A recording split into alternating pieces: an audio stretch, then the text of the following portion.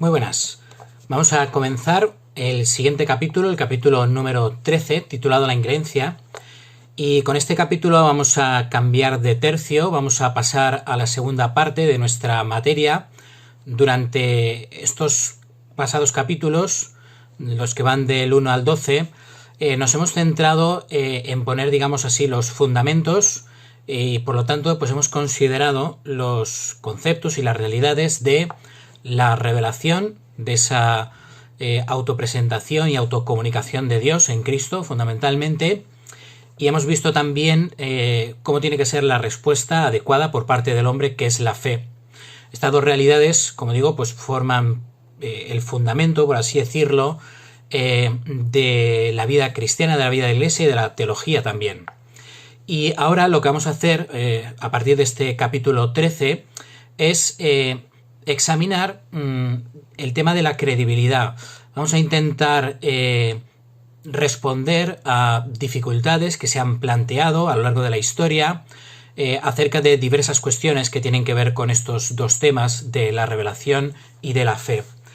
Comenzamos pues este capítulo número 13 y lo que vamos a hacer en primer lugar pues es examinar, digamos, una dificultad esencial, una dificultad fundamental, que es el problema de la increencia.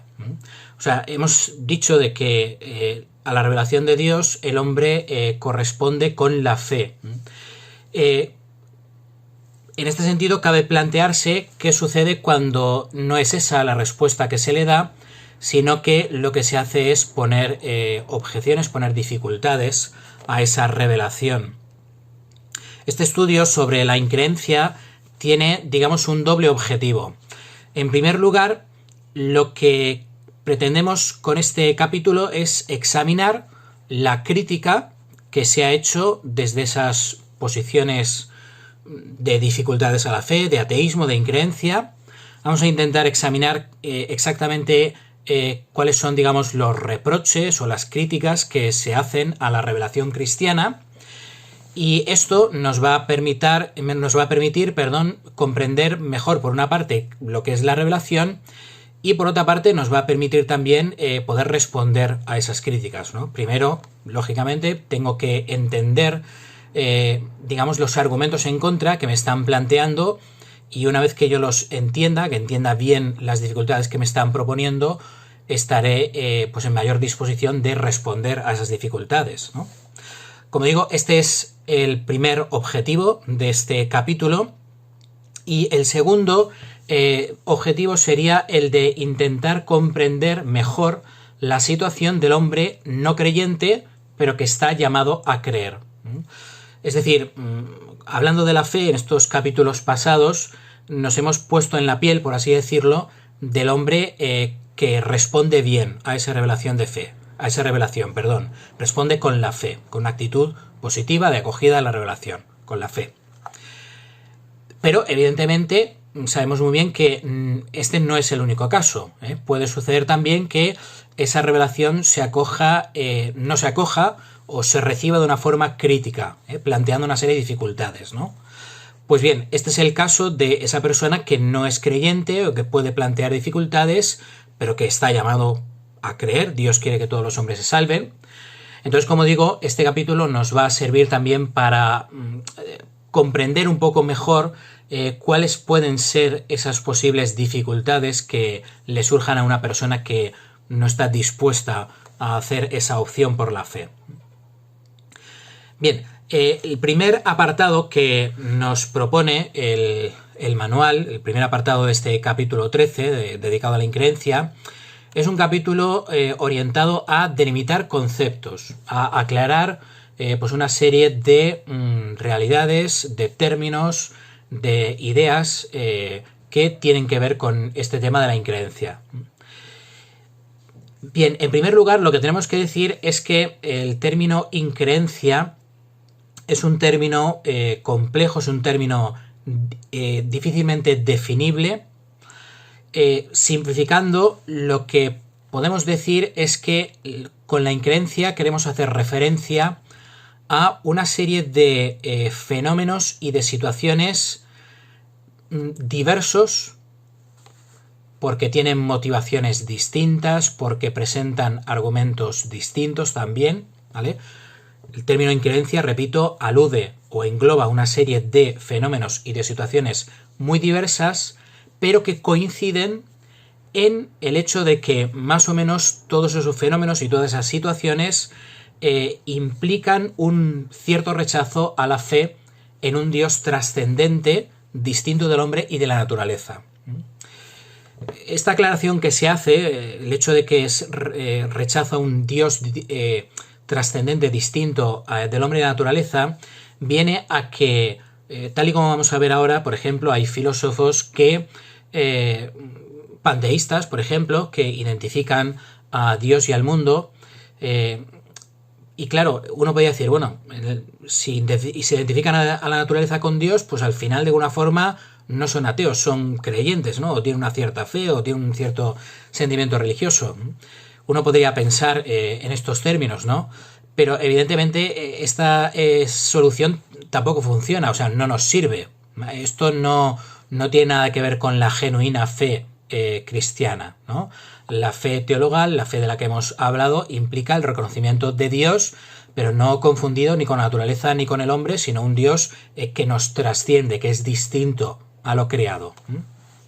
Por eso, repito, ¿no? La increencia es una serie de fenómenos, una serie de situaciones que coinciden en ese rechazo a Dios de la forma indicada, ¿no? Un Dios distinto al hombre y a la naturaleza. En el manual encontráis una clasificación de estos fenómenos que prácticamente son formas de ateísmo. Como digo, tenéis una clasificación y yo lo voy a simplificar un poco porque me parece que tampoco hace falta, digamos, perfilar tan bien o clasificar tanto los fenómenos. No, creo que no interesa tanto esto, sino conocer algunas formas fundamentales de dificultades a la fe, algunas formas fundamentales de ateísmo. Por eso he preferido seguir las indicaciones que hace la Gaudium et Spes. La Gaudium et Spes, como sabéis muy bien, es un documento del Concilio Vaticano II, es, digamos, el otro gran documento. Uno sería la Lumen Gentium, que habla de la Iglesia. El Concilio Vaticano II, como sabéis muy bien, es un concilio eclesiológico, la Iglesia es el tema fundamental. Entonces, en la Lumen Gentium se habla de la Iglesia, digamos de un modo directo, qué es la Iglesia, y la Gaudium et Spes es el segundo otro gran documento porque no se centra, digamos, tanto en el ser y la naturaleza de la Iglesia, como había hecho la Lumen Gentium, sino que lo que intenta exponer es el modo en el que la Iglesia se tiene que relacionar con el mundo. Los cristianos, la Iglesia, vivimos en el mundo y por lo tanto ahí surge una relación que conviene examinar, ¿no? Sobre todo en un contexto en el que el mundo pues, se ha alejado cada vez más de la fe y de Dios, ¿no? Y por eso la Gaudium et Spes en un determinado momento, más bien al principio, concretamente en el número 19, comienza a hablar del ateísmo. Es un tema que necesariamente pues tiene que tratar, porque quiere hablar de esa relación con un mundo que muchas veces pues eso se ha alejado de Dios, presenta ese rasgo ateo. Entonces, la Gaudium et Spes en el número 19 habla de una serie de formas de ateísmo. El primer ateísmo del que habla es el así llamado ateísmo práctico. Yo creo que todos lo conocemos bastante bien, o sabemos muy bien a qué se refiere esta terminología. El ateísmo práctico es aquel que excluye a Dios de la propia vida. Normalmente se suele contraponer al ateísmo teórico, ¿no? El ateísmo teórico, digamos que consiste más en negar a Dios desde el punto de vista de la inteligencia y del lenguaje, y el ateísmo práctico, como digo, consiste en rechazar a Dios, no tenerle en cuenta en la vida. consiste en aquella famosa expresión de vivir et si Deus non daretur, ¿no? Como si Dios no existiera. Aquí la cuestión en el ateísmo práctico no es si Dios existe o no, no se plantea este problema intelectual, sino que simplemente se vive como si no existiera. Este problema no se contempla, ¿no?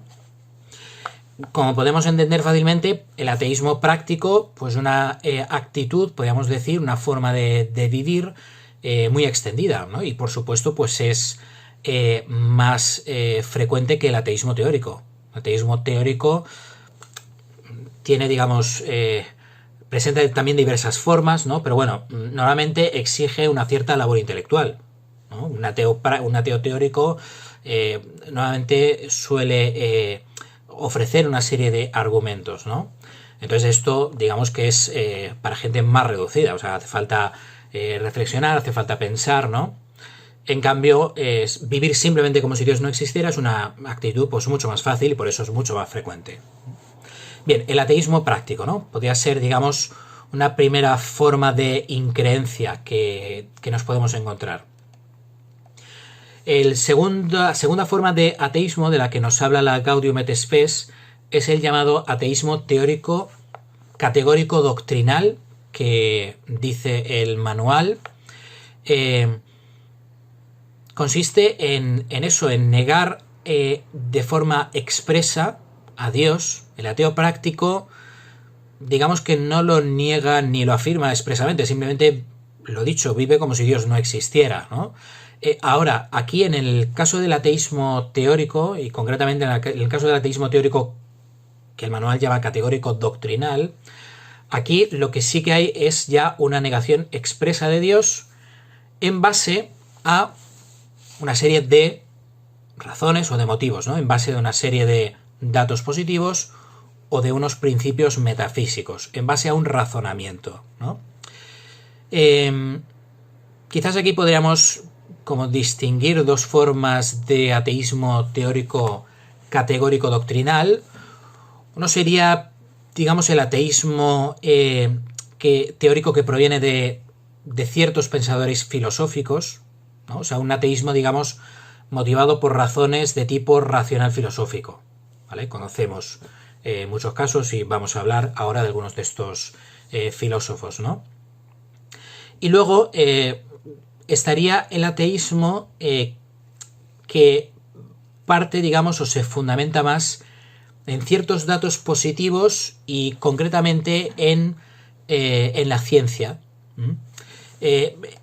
Este sería, digamos, un tipo de ateísmo particularmente importante hoy, ¿no? Dada la importancia que tiene la ciencia y la tecnología en nuestra vida, dado lo mucho que configura o conforma la mentalidad del hombre moderno, este tipo concreto de ateísmo, que podríamos llamar el ateísmo cientifista o el ateísmo científico, pues tiene mucha importancia, ¿no?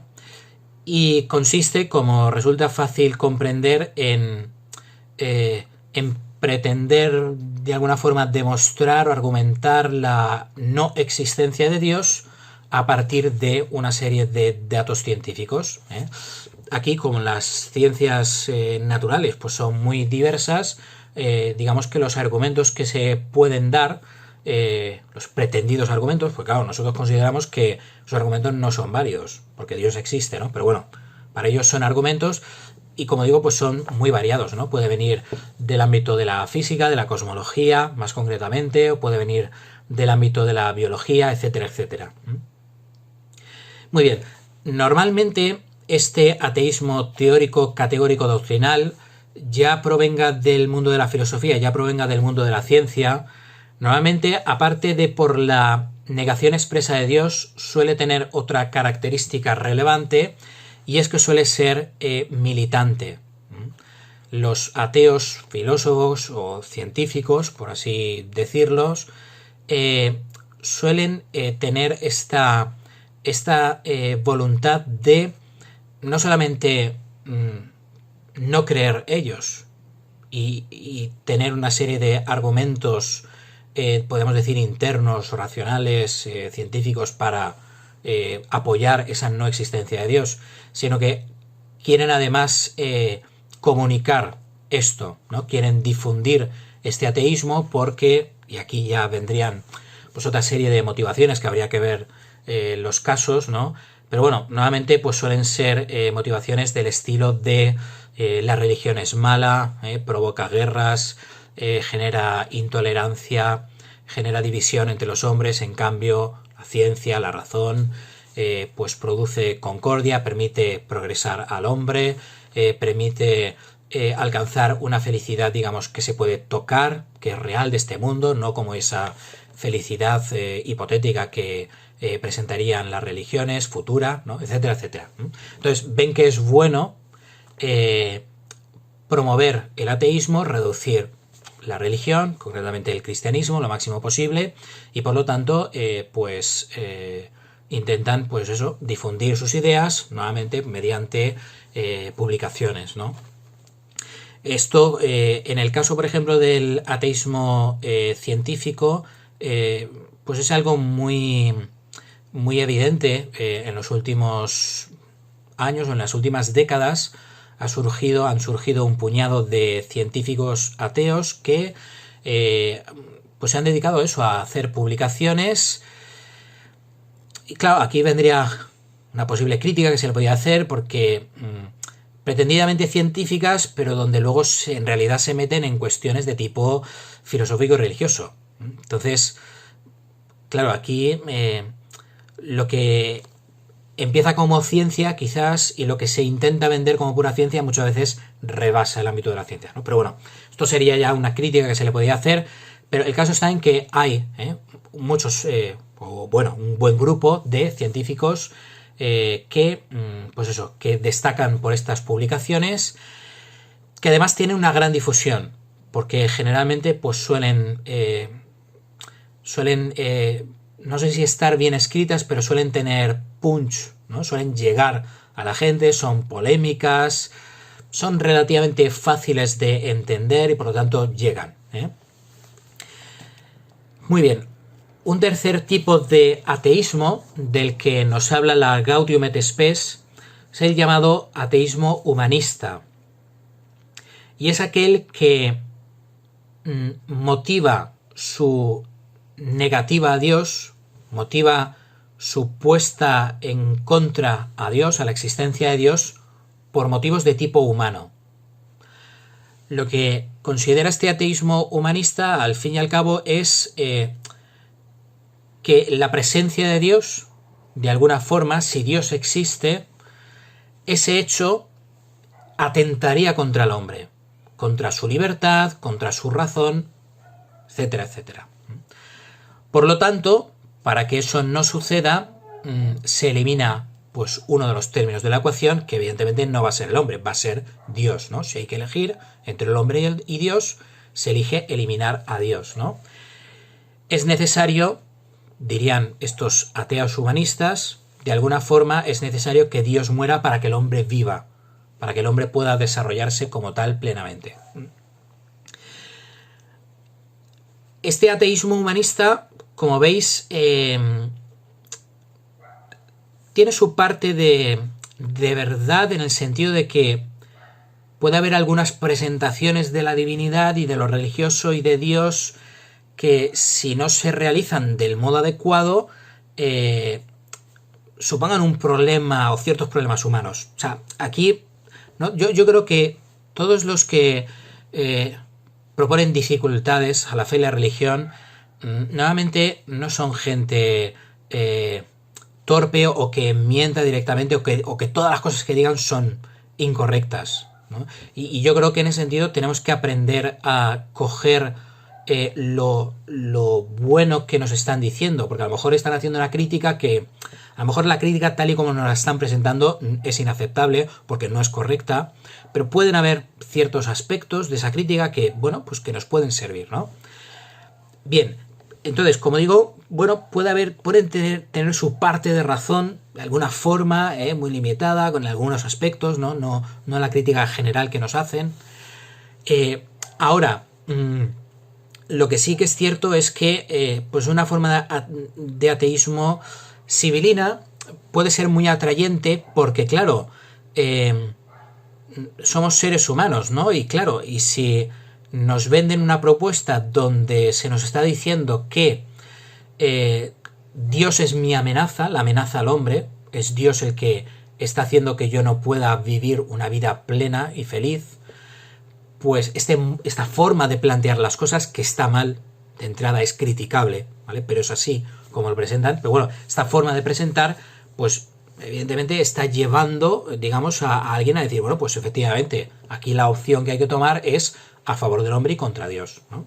La crítica que se podría hacer aquí, a este planteamiento es que no hay esa disyuntiva, sino que es todo lo contrario, es precisamente gracias a Dios que yo puedo ser hombre y que puedo realizarme plenamente como hombre.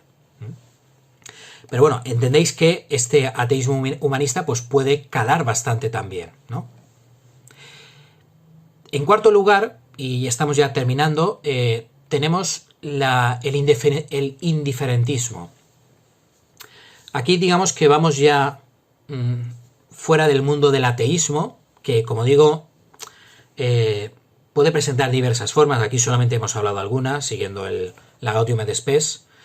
Pero bueno, el ateísmo, digamos que no es la única dificultad que se puede poner a la fe, ¿no? O al hecho religioso, sino que también nos encontramos con otra serie de actitudes que presentan dificultades, ¿no? Una de ellas, efectivamente, pues es el indiferentismo, ¿no? La Gaudium et Spes, hablando de este hecho, del hecho del indiferentismo, explica lo siguiente. Dice, otros ni siquiera se plantean la cuestión de la existencia de Dios, porque al parecer no sienten inquietud religiosa alguna y no perciben el motivo de preocuparse por el hecho religioso. Y efectivamente, pues este es el caso de algunas personas, probablemente nosotros conocemos, ¿no? Gente para quien el tema de la religión, de Dios, la vida eterna, todas estas cuestiones ni le vienen ni le van. Presenta una indiferencia total, es algo que no, por lo que no se preocupan, ¿no? Me parece muy correcta, ¿no?, la forma en que la Gaudium et Spes habla de este tema, porque dice que al parecer no sienten inquietud religiosa alguna, ¿no? Y este al parecer es un matiz o una introducción que tiene su importancia, ¿no? Porque, claro, si dijéramos que algunas personas no sienten ninguna inquietud religiosa, pues entonces, ¿qué tendríamos que hacer con el hecho de que Dios ha puesto en nosotros el deseo de Él, ¿no? Y todos tenemos ese deseo de la felicidad y de Dios, etcétera, etcétera, ¿no? Claro, habría que, ¿no? Si uno no tiene ninguna inquietud religiosa, pues entonces no tiene ese deseo, ¿no? Y entonces ese principio que es tan fundamental, pues desaparecería, ¿no? Lo que sucede no es como la Gaudium et Spes sugiere.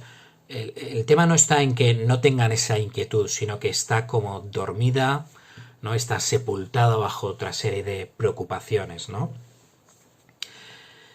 Esta actitud del indiferentismo, pues lógicamente pues estará ligada al ateísmo práctico, ¿no? O sea, es lógico, si uno no parece tener ninguna inquietud por lo religioso, pues en su vida no va a tener en cuenta a Dios, ¿no? Es lógico. Bien, y finalmente tenemos el caso del agnosticismo. Puede ser otra dificultad que se proponga a la fe, otra forma de increencia, ¿no? El agnosticismo lo conocemos muy bien, ya nos hemos hablado muchas veces de él. Consiste en considerar que la existencia de Dios o no, la no existencia de Dios, este hecho no puede ser conocido racionalmente. No se puede decir nada, no se puede argumentar nada, ni a favor ni en contra de la existencia de Dios. Yo creo que es interesante o es importante distinguir el agnosticismo del ateísmo práctico, en el sentido de que mucha gente que se manifiesta como agnóstica, cuando nosotros le preguntamos, ¿no?, ¿tú qué posición tienes con respecto a Dios? ¿Eres creyente, no creyente? Nos pueden decir, no, yo soy un agnóstico, muchas veces ese agnosticismo en realidad es ateísmo práctico, porque en el ateísmo práctico no hay, digamos, reflexión intelectual en principio. Simplemente se vive como si Dios no existiera. En cambio, el agnosticismo es una actitud racionalmente motivada.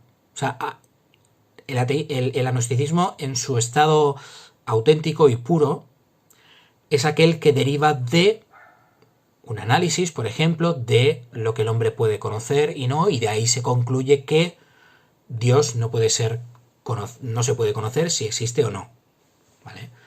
El caso más evidente, más famoso, pues es el de Kant. ¿Vale? Kant era un agnóstico auténtico, porque esa posición ha estado motivada racionalmente.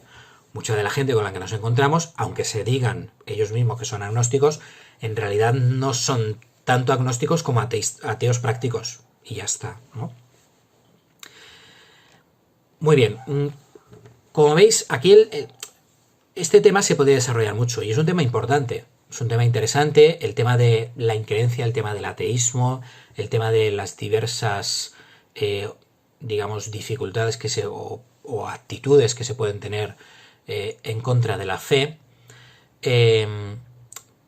Pero el manual tampoco lo extiende más, tampoco nosotros podemos dedicarnos más a explicarlo.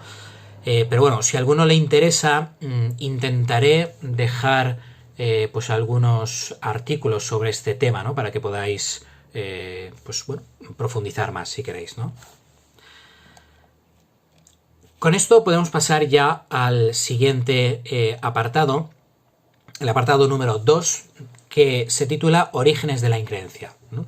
Acabamos de ver pues qué es la increencia, una serie de actitudes, de situaciones que plantean dificultades a la fe. Buena parte de estas situaciones y de actitudes consisten en varias formas de ateísmo, pero luego tenemos también el indiferentismo, el agnosticismo, el ateísmo práctico. Bueno, entonces, el objetivo de este segundo apartado consistiría en intentar comprender cuáles son las raíces, digamos, históricas de esta actitud. Y aquí, a la hora de hablar de estas raíces históricas, de estos orígenes, de estas actitudes que englobamos bajo el concepto de incoherencia, podemos distinguir dos grandes momentos. El periodo precristiano y no cristiano, por una parte, y lo que ha sucedido a raíz del nacimiento de la modernidad. Vamos, por lo tanto, con la primera cuestión, ¿no? ¿Qué sucede en el periodo precristiano y no cristiano, ¿no? Esta distinción que se hace del periodo precristiano está claro, ¿no? Lo que sucede antes de Cristo. ¿Vale? Pero el periodo no cristiano sería o aludiría a aquellos imperios, aquellas civilizaciones, ¿no? Que coexisten con el cristianismo, pero que todavía no han sido convertidas, ¿no? Por ejemplo, pues yo que sé, el Imperio Romano inicialmente es no cristiano, ¿no? Muy bien, esto simplemente por aclarar, ¿no? Porque se hace esta distinción entre precristiano y no cristiano. Bueno, el caso está en que en la civilización grecorromana, que es, evidentemente no es la única de la antigüedad, ni es la única civilización no cristiana que hay, pero sí que es la más importante, ¿no? Al menos para Europa y para Occidente, ¿no? Entonces, ¿qué sucede en la civilización grecorromana? Muy bien, en la civilización grecorromana encontramos que hay casos de críticas al culto oficial de la polis, en el caso de la civilización griega, en el caso o el culto oficial del imperio, en el caso del Imperio Romano. Hay críticas, hay gente que critica o que presenta dificultades a propósito de ese culto oficial pagano. Y también nos encontramos con gente que rechaza el antropoformismo, ¿no? Es decir, concepciones de la divinidad antropomórficas. yo qué sé, esto lo podemos encontrar, por ejemplo, pues Sócrates, Platón, eh, críticas a las divinidades griegas, porque estos filósofos entienden que son dioses, digamos, modelados según la apariencia del hombre, antropomorfizados, ¿no? Tienen rasgos que serían impropios de la divinidad, porque tienen pasiones, se traicionan, etcétera, etcétera, ¿no? Entonces, estas formas de la divinidad antropomórficas, pues también algunos las rechazan, ¿no? ¿Qué sucede con estas críticas, ya sea al culto oficial o a estas formas antropomórficas de la divinidad? Pues que podrían dar lugar a la acusación de ateísmo. Como vemos que sucede, sería, no sé, quizás uno de los casos más famosos, pues en el caso de Sócrates. Sócrates es acusado de ateísmo, curiosamente. No, pero claro, esta acusación de ateísmo no consiste en que no creyera en Dios o contemplara que Dios no existe, sino en que criticaba esas visiones deformadas de los dioses que tenían sus contemporáneos, ¿no? Y esta crítica de ateísmo, pues resulta interesante, o sea, esta crítica de ateísmo, no, perdón, esta acusación de ateísmo resulta interesante en el sentido de que vemos que en la antigüedad, por lo general, la antigüedad son sociedades, son civilizaciones religiosas de entrada. No son religiones ateas. El ateísmo no está difundido. Lo que está difundido es la creencia en algún tipo de Dios. Y cuando alguien se separa de esa creencia generalizada, cuando alguien pone algún tipo de problemas, es cuando a esa persona concreta se le acusa. Muy bien. ¿Encontramos, por lo tanto, pensadores ateos? Sí. No encontramos un ateísmo generalizado, lo que sí que encontramos son personas concretas, pensadores concretos, ateos. En el mundo greco-romano, nuevamente, pues se habla de Epicuro y Protágoras. Se proponen como casos excepcionales de ateísmo dentro de un mundo, como es el antiguo, donde lo normal, lo general, lo establecido, podemos decir, es tener algún tipo de fe en algún tipo de Dios, ¿no?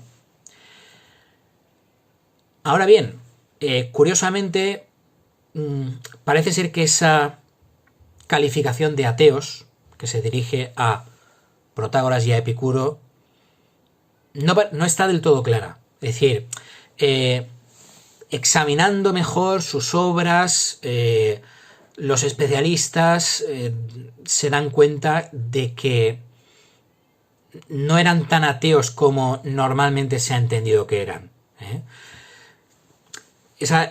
Dicho de otro modo, que esa calificación de ateos se basaba en algunas afirmaciones que han realizado, pero que a lo mejor no han sido debidamente contextualizadas. En otras partes dicen otras cosas, donde parece que se muestran más a favor de la existencia de Dios. O sea que la cosa no está del todo clara, ¿no? Con lo cual, digamos que se refuerza esa idea de que el ateísmo en el mundo antiguo o en el mundo no cristiano, en el nacimiento del cristianismo, pues no era algo para nada habitual, ¿no?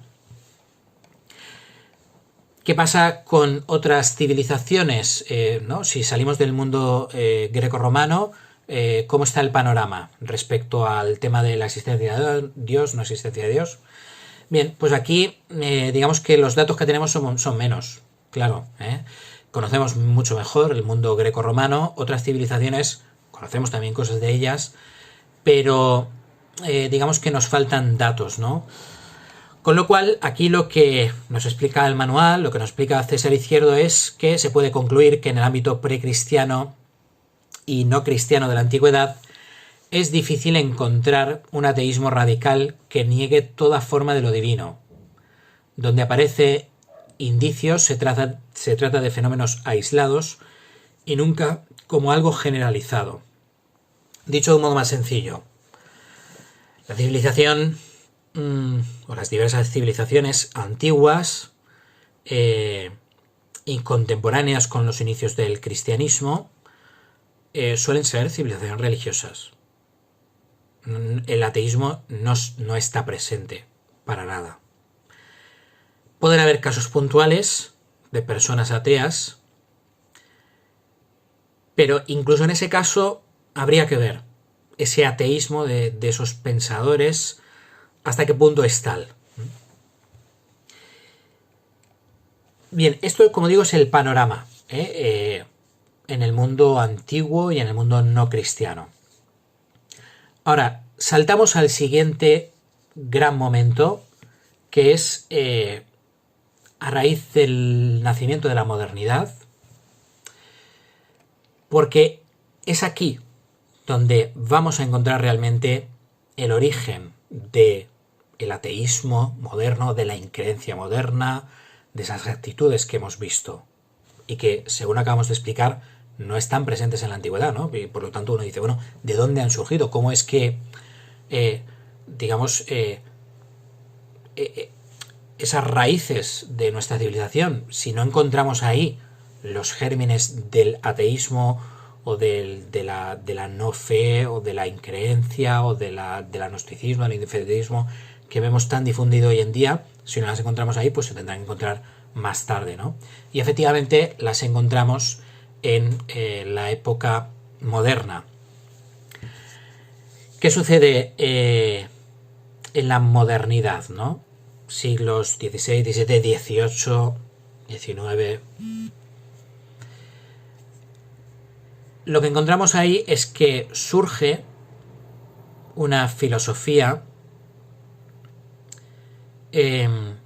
donde el centro de interés ya no es el mundo, Dios, ya no es Dios y el mundo, efectivamente, Dios y la naturaleza. Y dentro de la naturaleza estaría incluido el hombre, ¿no? Pero no como tema central, ¿no? Ya no se considera, o ya no interesa tanto Dios. El mundo sí que va a interesar, en cambio, pero Dios ya no tanto. Lo que interesa es el hombre, ¿no? El giro antropológico de la modernidad, ¿no? Esta filosofía, o estas corrientes filosóficas, muy pronto, bueno, con Hegel se va a disgregar, pero bueno, el centro de interés de alguna forma siempre sigue siendo el hombre, ¿no? Entonces, este giro antropológico, este antropocentrismo de la filosofía moderna, lo que lleva es a enfatizar al hombre, y dentro del hombre a la razón, ¿no? Se postula que el hombre tiene que hacerse adulto, tiene que conocer por sí mismo, no tiene que dejarse llevar por lo que los otros digan. Dentro de esos otros se incluye a la Iglesia y al cristianismo. Uno tiene que juzgar por sí mismo en base a su razón, no por lo que te digan. Bueno, entonces en este contexto es donde surge la crítica a la religión revelada en general y al cristianismo en particular. ¿Por qué? Porque si lo que interesa a los filósofos modernos es enfatizar la capacidad racional del hombre, que el hombre se haga adulto, que empiece a comprender por sí mismo las cosas porque puede, porque la razón humana pues es muy capaz de lograr grandes cosas. Luego, conforme avance la modernidad, pues esto se va a ir criticando, Kant, etcétera, ¿no? Pero bueno, en un principio pues está esta idea del progreso, esta confianza plena en la razón, ¿no? Entonces, si digamos, el planteamiento de base, el hecho de que haya un Dios que venga a decirme cosas que yo no sé, pues resulta problemático, ¿no? Porque aquí entonces ya hay en juego, digamos, dos fuentes de conocimiento, ¿no? La razón, que es lo que a los filósofos de la modernidad pues les interesa destacar, y luego esta otra fuente de conocimiento que es Dios, que viene a revelárseme, ¿no? Entonces, estos filósofos modernos dicen, bueno, ¿qué tenemos que hacer con este tema de la revelación sobrenatural? O sea, esto es así. Efectivamente ha habido un Dios que ha venido y que se nos ha revelado o no. Bueno, pues aquí en el manual está explicado también. Yo aquí me he escapado un poquito porque creo que se explica mejor en otra parte, o al menos a mí me parece más claro, y he ido a René Latourelle. Es un autor que ya hemos visto en anteriores ocasiones. Entonces aquí René Latourelle creo que lo explica de una forma más sencilla, y aquí lo que viene a decir es lo siguiente. Dice, bueno, ante este problema, el problema que tienen los filósofos modernos de qué hacer con esa revelación sobrenatural, viene a decir que hay como 4 posiciones, ¿vale? La primera posición sería la postura católica, donde nosotros afirmamos que efectivamente pues tenemos una razón por la cual podemos conocer la verdad, aunque esa razón no es todopoderosa, tiene sus límites, ¿no? Y por eso conviene que Dios pues se me revele, ¿no? Y me dé a conocer pues una serie de verdades que escapan a mi conocimiento racional, ¿no? Por lo tanto hay una compatibilidad, ¿no? Bien, pero lo que nos interesa más bien son las otras 3 posiciones restantes, que son las que van a plantear problemas al hecho de la revelación sobrenatural, ¿no? Entonces, una segunda posición sería aquella que rechaza la hipótesis de una revelación divina sobrenatural, que sería la postura adoptada por los deístas,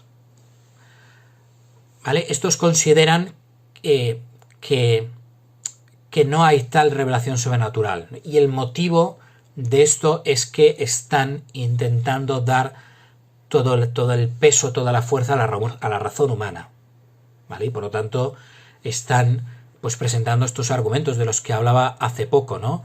Es el hombre el que por sí solo está llamado a conocerlo todo.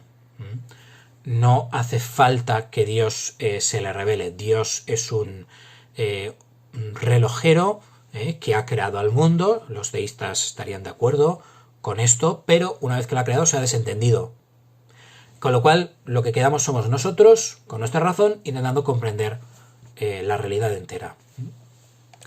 Por lo tanto, repito, esta segunda posición consiste en negar la revelación sobrenatural. No hay tal revelación sobrenatural. Lo único que hay es el hombre con su razón.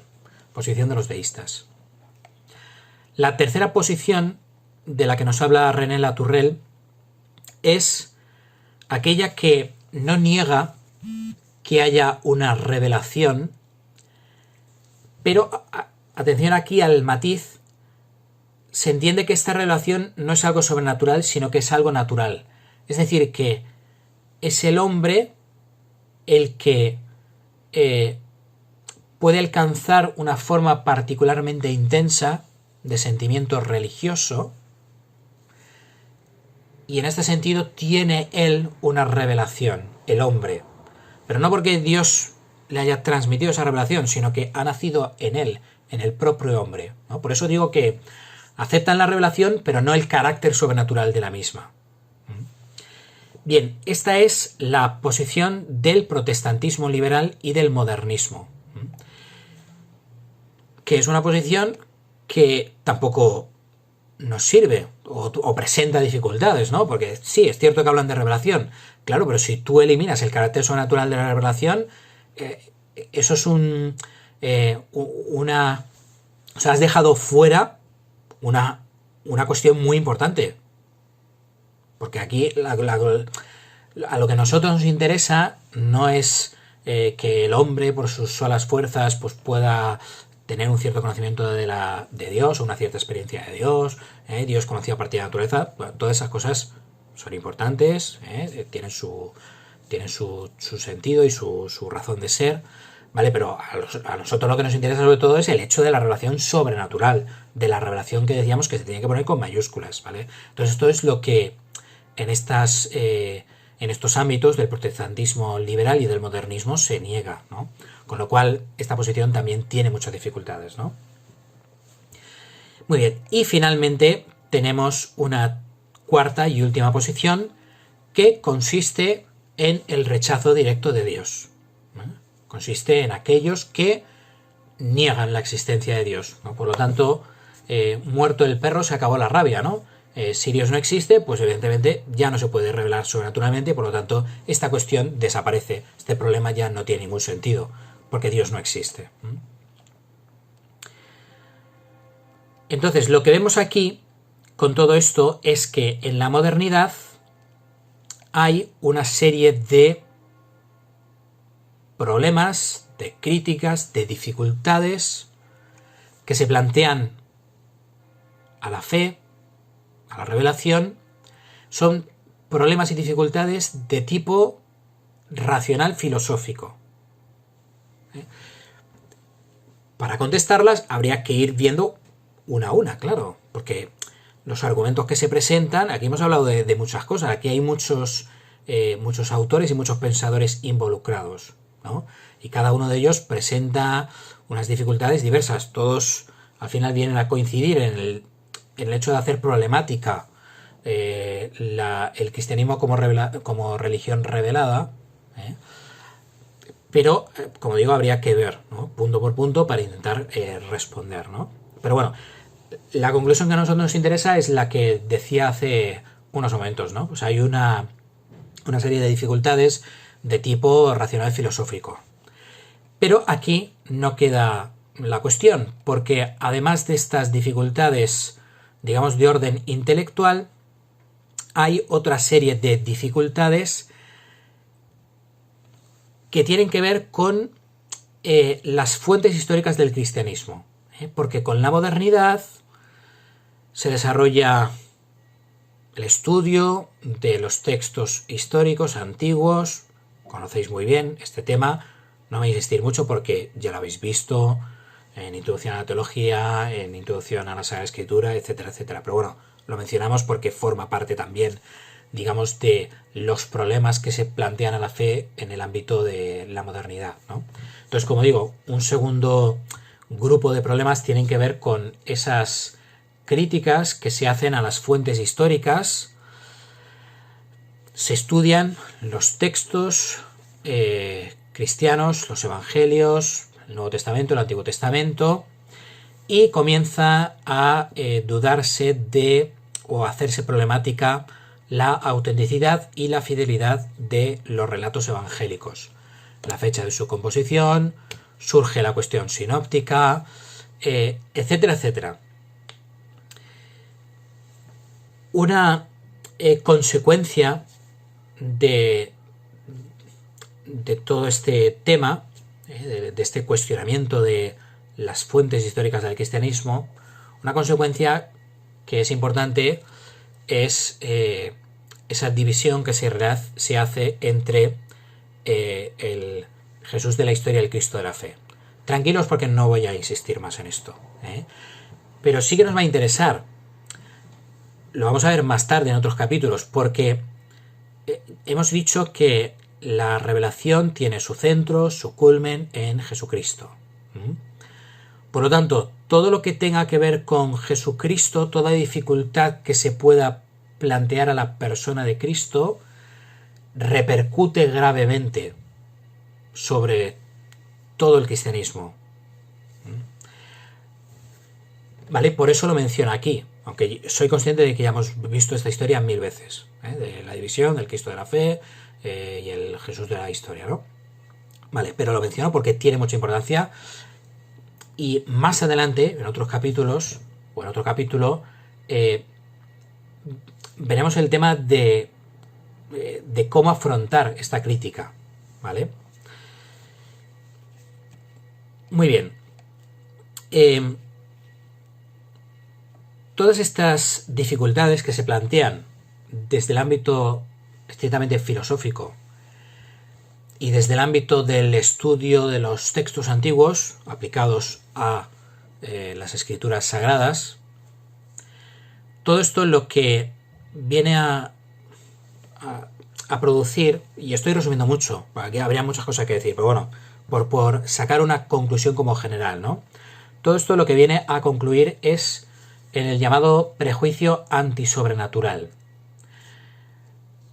¿En qué consiste este prejuicio? Consiste en considerar que todo lo que no sea conforme con la razón o con las leyes de la naturaleza descubiertas por la razón, ¿vale? Todo lo que nos siga o no sea coherente con estos dos principios, podemos decir, es inválido, debe ser criticado, no rige, ¿vale? Por lo tanto, milagros, la resurrección de Cristo, toda esta serie de cosas, de entrada se duda de ellos, ¿vale? ¿Por qué?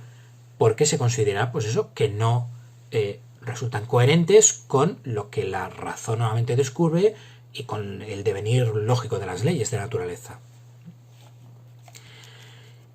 Y esta es una idea que también, pues, una especie de conclusión de todas estas dificultades que hemos visto, que también ha calado mucho, ¿no? Es decir,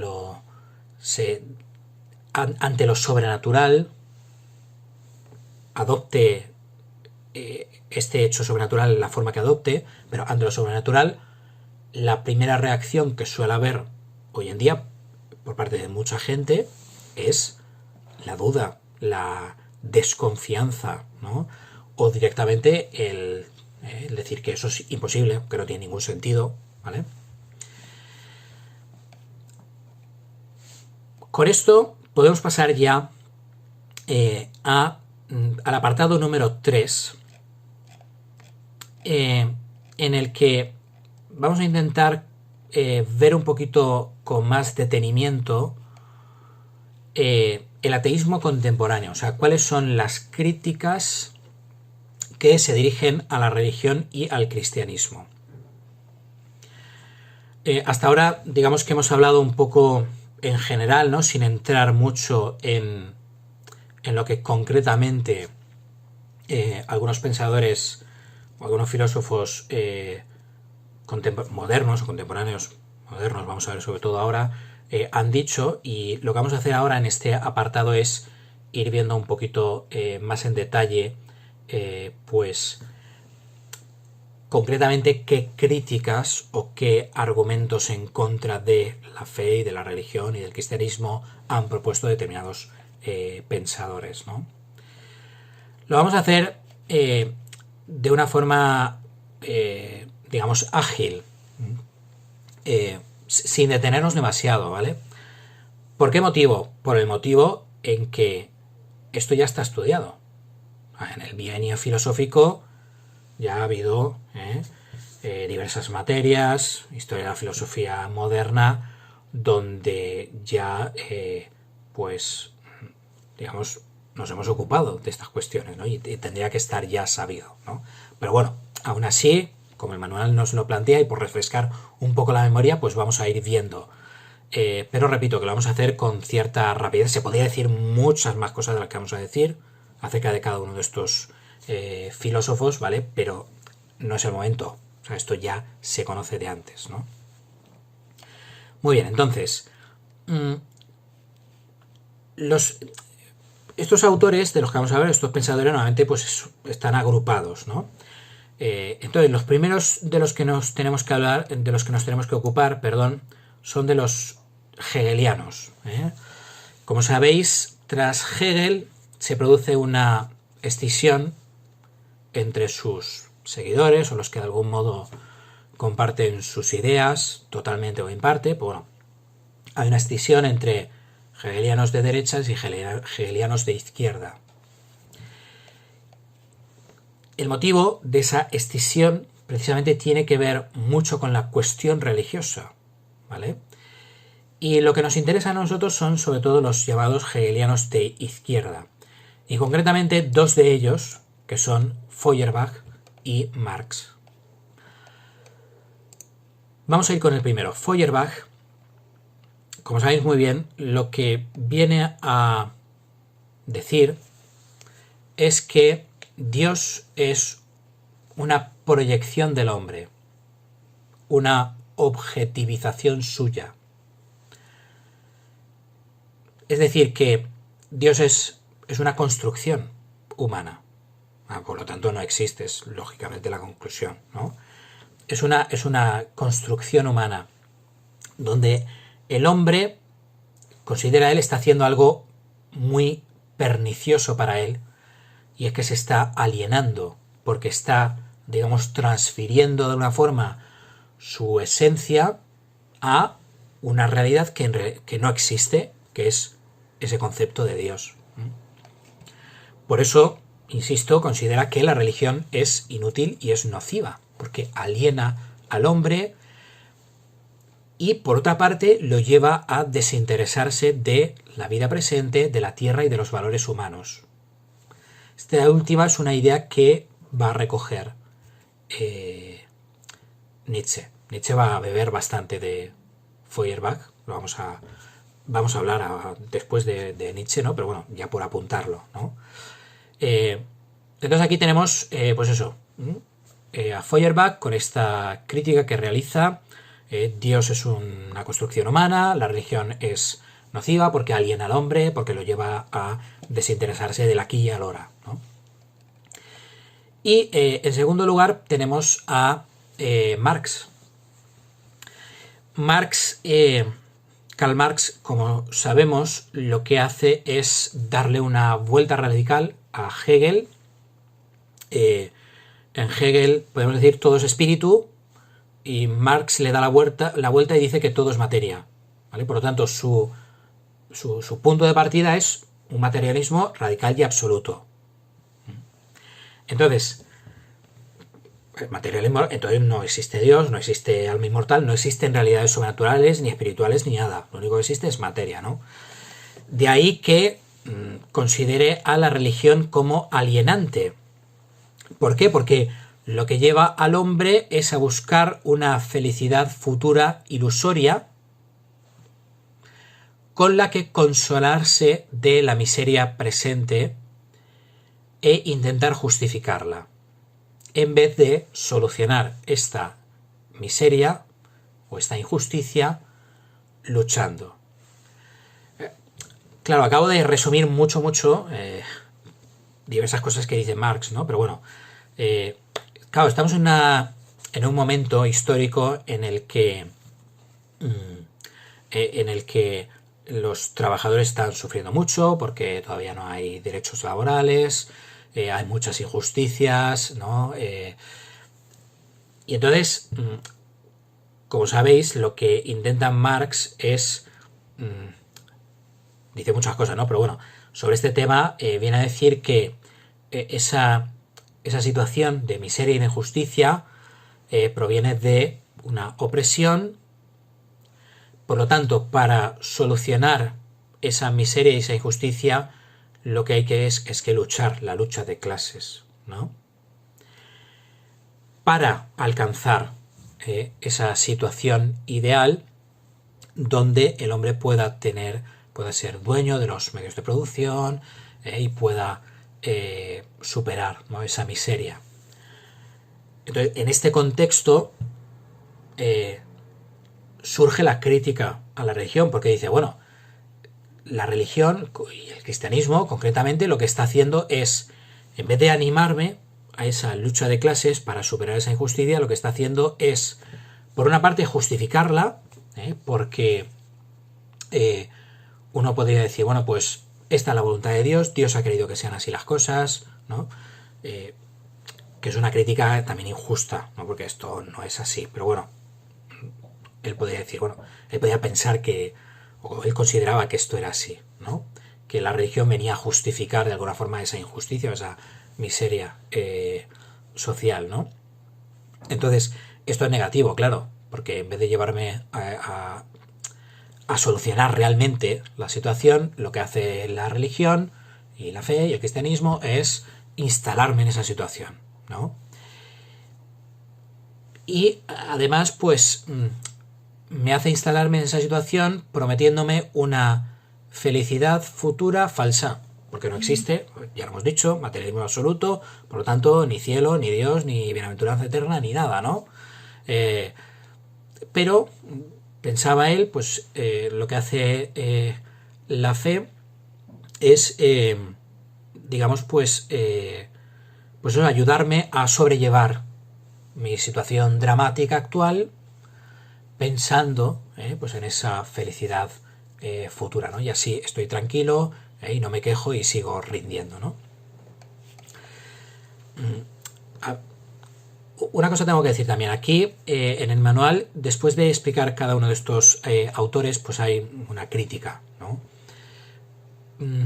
Yo aquí no voy a, o sea, no voy a explayarme en las críticas a cada uno de estos autores, que por supuesto que se pueden hacer y se deben hacer, ¿vale? Pero considero que esto ya, repito, ya se ha estudiado, ya se sabe lo que cada uno de estos autores dice y las objeciones lógicas que podemos plantear a cada uno de estos autores y a cada una de estas ideas, ¿vale? Digo esto también por si alguien está viendo este vídeo que no tiene esa formación filosófica previa, para que no se quede solamente con estas ideas de estos autores, ¿no? Sino que, vamos, al menos decir que estas propuestas que hacen estos pensadores, Feuerbach, Marx, Nietzsche, etcétera, etcétera, ¿vale? Ellos tienen sus ideas, sus argumentos, pero lógicamente se pueden criticar y se deben criticar porque son criticables. O sea, son propuestas, son ideas que muchas veces nos rigen, ¿no? Digo, simplemente esto por aclarar, ¿no? Bien, pasamos a un siguiente grupo de pensadores que César Izquierdo aquí ha englobado bajo el título de Ateísmo en nombre de los valores y de la libertad. Vamos a hablar de Nietzsche y de Sartre, que efectivamente son dos filósofos que, digamos, lo que hacen es optar por el hombre y por lo tanto negar a Dios, ¿no? Consideran que al final pues hay un conflicto, Dios es nocivo para el hombre y para reafirmar al hombre y los valores humanos, ¿no? Lo que hay que hacer es negar a Dios, ¿no? Bien, entonces Nietzsche dice precisamente pues eso, es decir, que Dios es, podemos decir, un ente de razón, Dios no existe, pero sí que estaba en la conciencia humana, en la mente de los hombres, ¿no? Y ahí ejercía su labor de sostener una cierta moral, que para él es una moral de esclavos, porque es la moral cristiana, ¿no? Y lo que considera es que ese Dios y esa moral cristiana es nociva para el hombre, porque lo que está haciendo es dar valor a lo que realmente no tiene valor. Los valores auténticos de la vida están siendo negados, ¿no?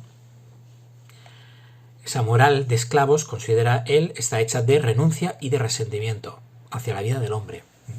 Con lo cual, proclama esa muerte de Dios. No es que él quiera que Dios muera, sino que lo que hace más bien es declarar que con el discurrir de la modernidad lo que se ha hecho es matar a Dios, en el sentido de que, bueno, se ha instalado pues esa idea que él considera que es acertada, que efectivamente Dios no existe. Y entonces él declara esa muerte de Dios.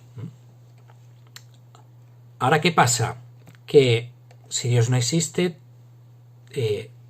toda la moral cae con él, la recompensa de una vida eterna, ¿no? La vida después de esta vida. O sea, con Dios caen muchas cosas muy importantes para el hombre, ¿no? Y claro, él lo que no va a hacer es quedarse con la pura nada y absoluta, ¿no? O sea, vale, entonces Dios no existe, digamos, esta es la pars destruens, ¿no? La parte destructiva, no la crítica, ¿vale? Pero ahora, ¿qué podemos poner en su lugar de Dios y de esa moral de esclavos, ¿no? Si todo eso ha caído, ¿qué podemos poner? Y él lo que pone, como sabéis muy bien, pues es la idea del superhombre, ¿eh? O sea, pues bueno, él invita al hombre a efectivamente asumir con madurez esa no existencia de Dios y todo lo que implica, y convertirse en un superhombre, es decir, en un constructor de sus propios valores, ¿no? A vivir de forma totalmente libre, asumiendo perfectamente las propias decisiones, sin referencia ninguna a Dios.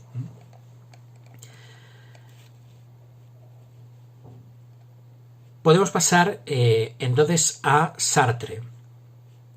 Sartre lo que hace es, por una parte, critica las pruebas de Dios, las pruebas de la existencia de Dios.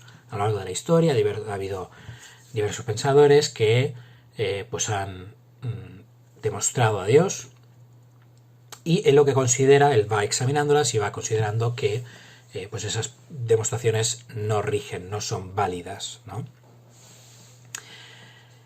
Por otra parte, viene a explicar o viene a decir que la noción de Dios es intrínsecamente contradictoria, ¿no? Y claro, y lo contradictorio intrínsecamente no puede existir. Por lo tanto, Dios no existe. Y es más, sería un añadido importante, no existe y conviene que Dios no exista. ¿Por qué? Porque si Dios existe, si existe ese ser supremo que me mira y me juzga, de alguna forma me objetiviza, me hace una cosa. Dicho de un modo más sencillo, es la idea básica que ya hemos comentado. La existencia de Dios es una amenaza para mí, es algo malo para mí como hombre. Por lo tanto, que ese Dios, que ese ser supremo no exista, le viene muy bien al hombre. Ahora aquí venimos al mismo problema, por así decirlo, con el que se encuentra Nietzsche. Entonces, si Dios no existe, y no existe vida eterna, ni moral, ni valores, ni... ¿no? Entonces, por delante, ¿qué hay? Hemos visto que Nietzsche decía, bueno, pues superhombre. Aquí Sartre da un paso más adelante, porque él lo que invita es a asumir existencialmente esa nada. No hay nada, todo es absurdo, ¿no? Y esa asunción personal del más profundo nihilismo, de que no hay valores, no hay moral, ¿no? No tiene la existencia, no tiene ningún sentido. Todo eso engendra la angustia, que para Sartre es la experiencia filosófica fundamental, ¿no? O sea, es la actitud que realmente toca, ¿no? A ese hombre, digamos, maduro, ha sido capaz de asumir plenamente las cosas como son, y ese asumir plenamente las cosas como son, dice Sartre, implica asumir ese nihilismo absoluto, ese carácter totalmente absurdo de la existencia humana. En este sentido, y terminamos con esto con Sartre, Sartre acusa a los creyentes de mala fe, porque pretenden escapar de esa angustia, que sería la actitud que correspondería al hombre que ha asumido plenamente la realidad de las cosas, ¿no?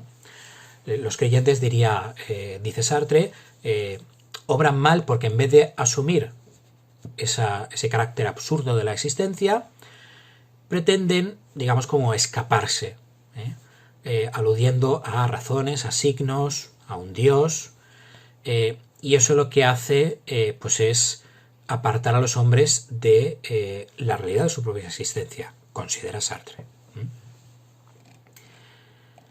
Muy bien, finalmente, y con esto ya terminamos por hoy, estaría el ateísmo en nombre de la ciencia. Sería una tercera categoría que nos propone César Izquierdo. Y aquí podemos hablar en primer lugar de Freud, que considera que los sentimientos religiosos nacen de una frustración fundamental que tiene el hombre, y esa frustración consiste en la angustia, en la indefensión que el hombre siente ante los problemas de la vida, por una parte, y por otra parte el deseo que el hombre experimenta de felicidad eterna y absoluta, ¿no?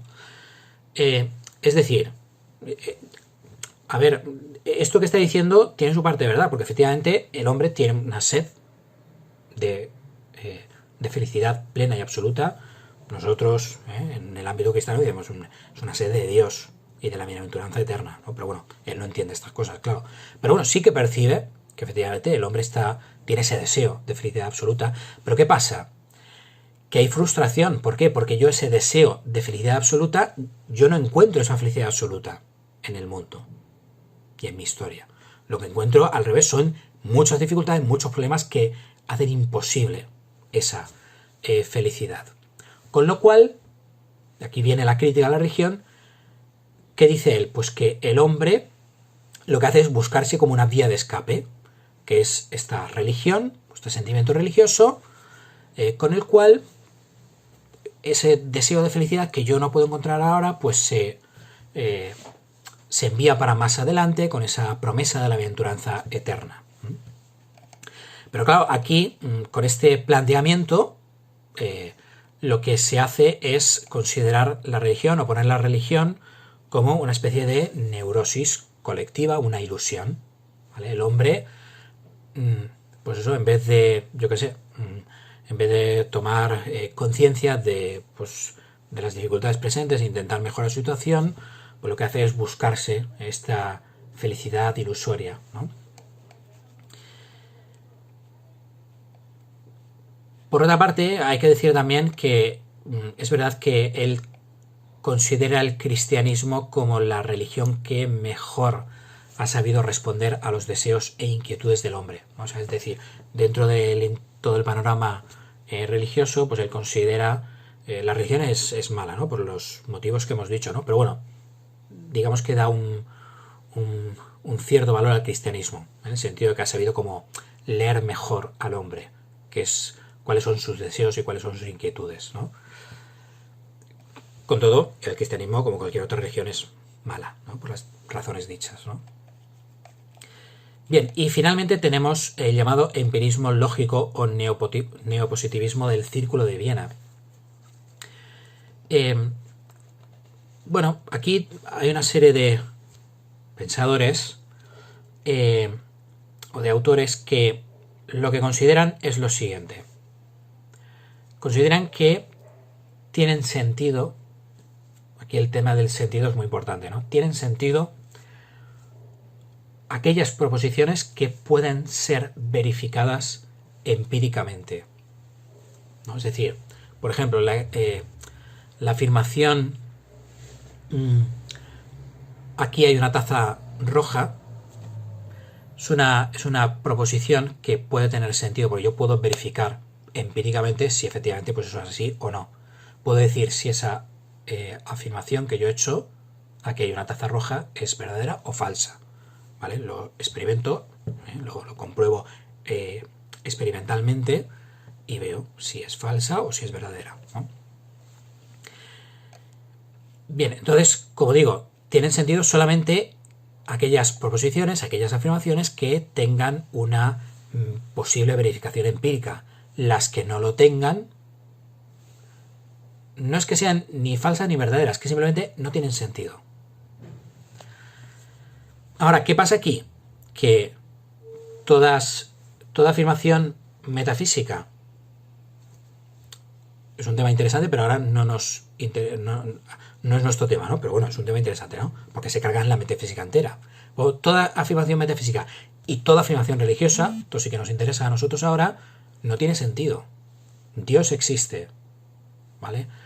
Los representantes de este grupo, del empirismo lógico, del neopositivismo, del Círculo de Viena, te dirían, bueno, es una afirmación que yo no puedo decir si es falsa o es verdadera. O sea, yo no sé si Dios existe o no existe. Lo que sí que sé es que esa afirmación no tiene sentido, porque no puede ser verificada empíricamente. Si no, ¿cómo puedo, no? Si Dios no... Claro, también aquí hay un materialismo de fondo, ¿no? Entonces, es inverificable empíricamente, ¿no? Con lo cual no tiene sentido esa afirmación. Muy bien, pues con esto terminamos nuestro vídeo de hoy, que resumo un poco, ha consistido en eso, en entrar ya en el tema de la credibilidad, y lo primero que hemos hecho es ver, digamos, las dificultades que se pueden proponer al tema de la revelación, de la fe y del cristianismo, de la religión en general, pero bueno, del cristianismo en general. En el próximo vídeo continuaremos con los apartados que nos quedan.